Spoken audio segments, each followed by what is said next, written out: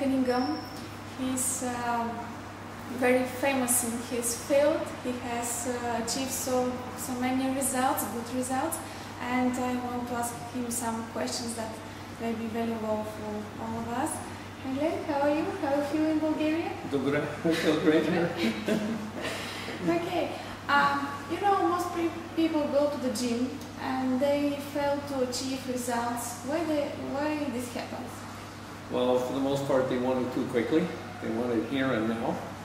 And one of the biggest reasons that I found is that they don't attach themselves to the nutritional side. The other factor is they don't really get the proper program design for the results they have in mind. They can go to the gym, they do something, and they expect results without any scheme, any program? Yeah, quite often. Or they get a program, and quite often the program is not actually applicable to them. For example, somebody comes in, they're a little bit heavy, and they're doing like some mass mover exercises, whether it be squats, leg press, rowing. And what they'll say often is, it's okay, I'm doing 15 or 20 reps, I will lose. Well, it's still mass mover, and it kind of goes in the wrong direction for them. Yeah, and regarding women, they're afraid to go in the gym and lift because they will become big, muscular, bulky. What is your opinion? Is it true? Oh boy, well that has been, it's a stigma really. For example, well it's a gender thing oftentimes. For example, like men.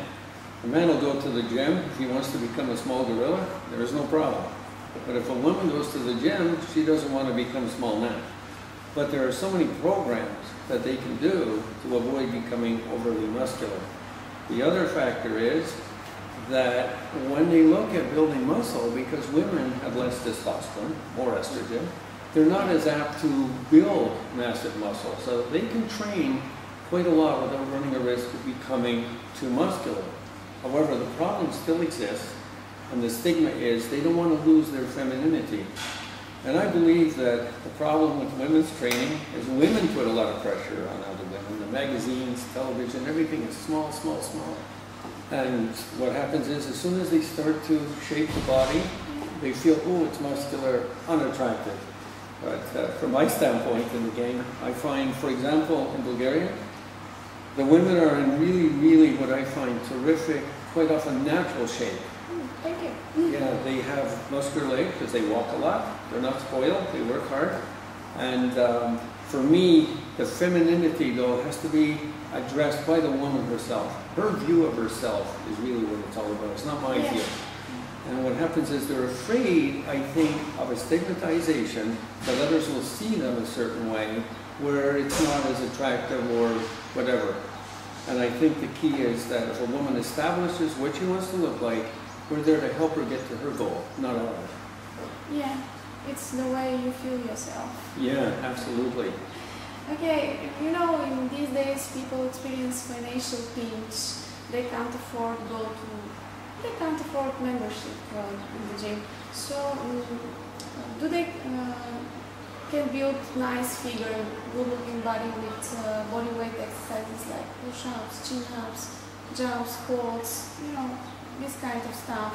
Is it possible to have good-looking body? Well, you know, what's really interesting, not only is it possible, but it's unavoidable. If they work out with body weight resistance, they're less likely to get hurt, they can learn the technique, and the other thing is they're more likely to do it. Traveling back and forth to the gym, you know, I'll go tomorrow. Today I'm busy. I've got to go to the bank, I have to go to the cleaners, so I'll go tomorrow. But when it's right there, you have no excuse.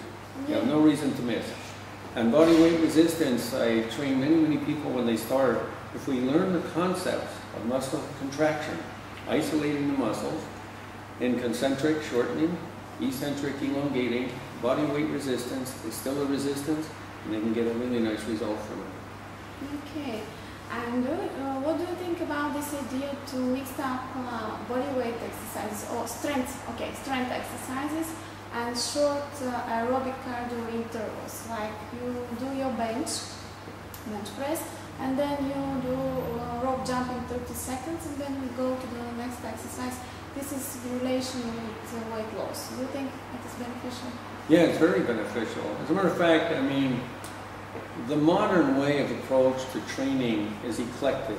It's not just isolated to, let's say, a community of bodybuilders or weightlifters, whether it's strength, whether it's bodybuilding. The idea is to combine the anaerobic with the weight, body weight, rudder resistance, and certainly the interval training concept is the greatest for two reasons. One, you get a greater fitness component, and secondly, when you work out, let's just say cardio machines, you burn calories during the workout, but not after. When you work out with weights, you get a benefit throughout, and when you do both, you get a fitness, cardio benefit carrying over for fat burning long after the workout. So the key though is that they have to be conscientious about both. You know, you can't just finish a set, do some skip rope, and then finish the set and go back. And everything in weight training, even body weight, has to be really nicely done, no rush. And then the continuous training to incorporate a cardio benefit, some any of the other exercises can really augment the weight training. Yeah, this is my opinion too, that it has also many health definitely. benefits. And my last question is about nutrition. How important it is to burn fat and to gain weight? Because, you know, nutrition is related to both. Well, absolutely. And people always said in the past, you know, you can't lose fat and gain muscle. I'm thinking, well, why not, you know? Because they always equate muscle with weight, fat with weight. Yeah. And they say, well, you can't gain and lose. Well, as you just pointed out, you can certainly look at fat burning, losing extraneous weight, and creating lean body tissue. If I tell the women they're going to create lean body mass, no way. But lean body tissue is okay. And so what happens is, though, what do we eat when? It's based on the component of ergophysiology. Ergophysiology simply means eating for action, fueling and refueling. Every meal is important to stockpile the meals during the day at the right times and throughout the week, throughout your life, really. When people say all the time, I don't want my life to revolve around food, well, it's going to, one way or another. Why not have it revolve in the right direction instead of the wrong direction, really? But more succinctly to your question is that what we eat when is really the key, and the when, we want to eat within an hour workout. The old style was, you know, don't eat within 2 hours. If you go swimming, you'll drown, and other things. But you must eat close, because your glycogen for your muscle reserve, 30% is taken up almost immediately. So if you eat too far in advance of the workout, you're really working against your physiology. And most importantly as well, is following the workout, it's really key to restore the calories, not just the calories, but the particular ingredients that you have burned. For example, weight training, anaerobic, you want to eat complex carbs going into the workout and some protein. And after the workout, you want to have a predominance of protein with some carb. If you're training endurance type workout, you need to fuel up a lot with carbs, some protein, but after the workout, you really need to again hit a lot of carbs and some protein. The difference is this, basically. If you're a weight training athlete, you can go anywhere from 50 to 60% carb to 30-40% protein and 10% fat. If you're an endurance athlete, you'd be 75-80% carbohydrate. So, you know, just in a general look. But the key is what you eat when.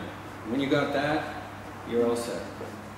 Okay, thank you. It was very nice to have here you and tell us some beneficial things. If you want to tell us something more. Well, I really appreciate that, you know, you take the time and have me here. Well, I just want to say that in terms of doing the course here in Bulgaria, that the students, I'm not just saying this because I'm with you in Bulgaria, but the students here are very, very interested in the education. Where I'm from, there are many that are, but they want the certification. Here they want the education. Of course, we know we need the diplomas and the certificates. We need both, but education. Yeah, they're after the education here. We have big classes, very, very hard-working students. I like the way they work together, and I like the energy. And I really like the way they treat us. When I come over here, I have the most fun. I've been doing it 25 years. I started late with the education. I was doing other things. And like this trip, this class is just amazing. I hate to pick out one class as the best, but if I was going to, this group is really, really nice. And I'm fortunate to have with me Petko Politov, as you know. Petko started as a student and became a good assistant, now he's a colleague. He's very good. Yeah, and so we have fun together. And Petko does it from the heart. And that's what I find with the Bulgarian people, everywhere I go, that odlično dobre srce, and mnogo energija. So I really feel vibed up, you know. I am You tough. speak very good Bulgarian. No, Malko. But very Malko. But it's a real honor to come here and do it. And Julian Karabiberov, obviously the founder of BioFit College, and learned professor from National Sport Academy, Pascal Levsky, and wonderful to work with this academic, and a nice guy. Yeah, it is a pleasure to meet you. Yeah, Okay. thank you very much. Thank you. Thank you.